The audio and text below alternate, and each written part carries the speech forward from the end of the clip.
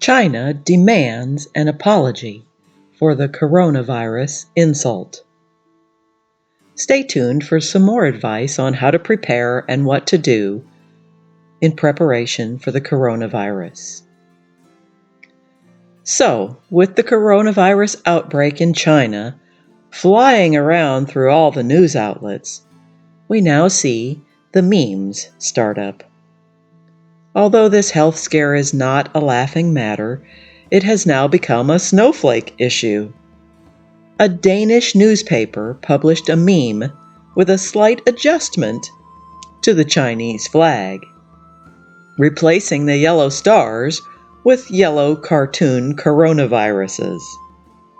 Of course, China has called for a formal apology for offending the patriotic volunteers of Chinese oppression. The Chinese people. Sad that we have to dig up international news in order to get some information. See the links in the description below.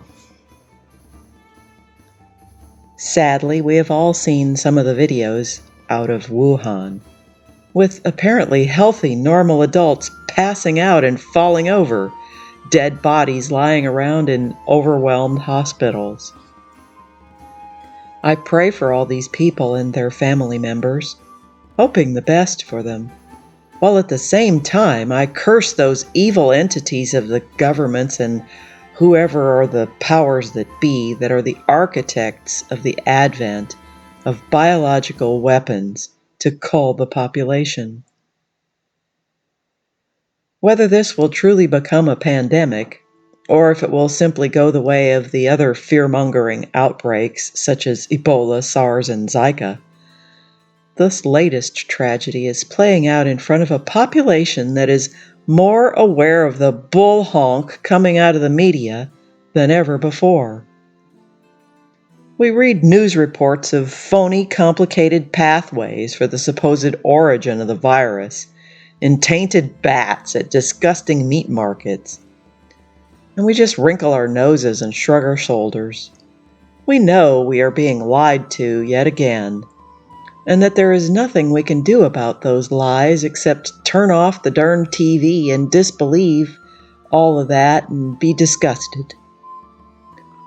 We feel it in our guts that if they have to lie and falsify and blow smoke up our patooties, that the likely explanation is that they are just covering up for someone's government-funded laboratory cooking up a poisonous specialty illness to experiment on us little rats out here in the normal population.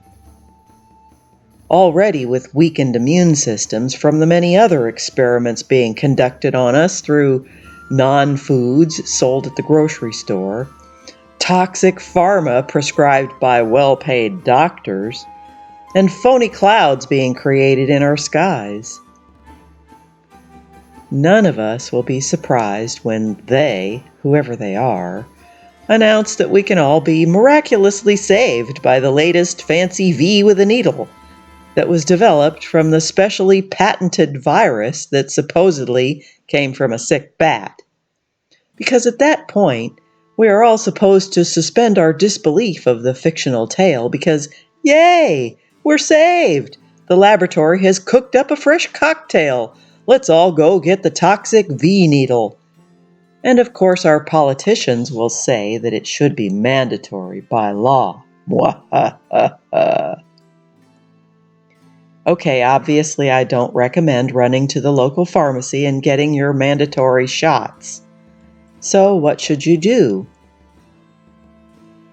First of all, leave vulnerable family members at home when you go to the store or out in public. That's going to be Granny and Baby. Leave them at home.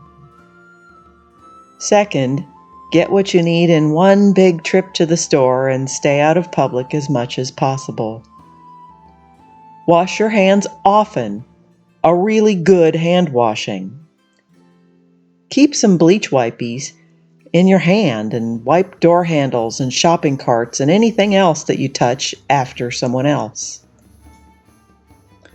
Those stupid dust masks that you see in the news photos are ineffective.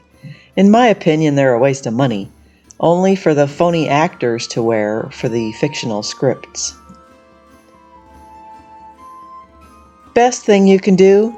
Tank up everyone in your family with healthy, fresh foods that boost your immune system. We all know what they are, so stop ignoring good advice and go pick up some oranges and apples and broccoli at the store. Duh! Here's a great tip for some fun vitamin C. Go outside and snip off some nice green pine needles from a nearby tree. Cut them up and steep them in some hot water for 15 minutes. Pour it through a strainer and drink that wonderful tea. Yummy.